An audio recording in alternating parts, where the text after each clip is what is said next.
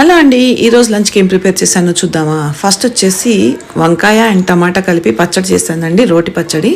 And next వచ్చేసి పండుమిరపకాయ పచ్చడి. Season ఇప్పుడే కాబట్టి కొత్తలో తింటేనే బాగుంటుంది పచ్చడి అని చెప్పేసి డైలీ అయితే వేసుకుంటున్నాను. అండ్ వంకాయ కూర చేశాను, కాలీఫ్లవర్ ఫ్రై, దోసకాయ పప్పు అండ్ పెరుగు అండ్ వచ్చేసి బాయిల్డ్ ఎగ్.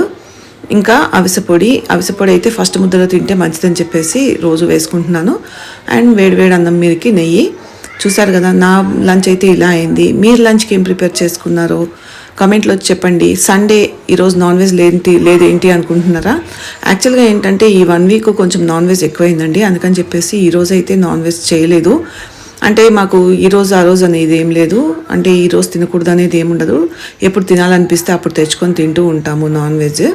సో ప్రత్యేకంగా సండేనే అని ఏం లేదు, 1 వీక్ నుంచి ఎక్కువైపోయింది, అందుకే తెచ్చుకోలేదు. And thank you for watching. మీ ఇంట్లో ఏం చేసుకున్నారో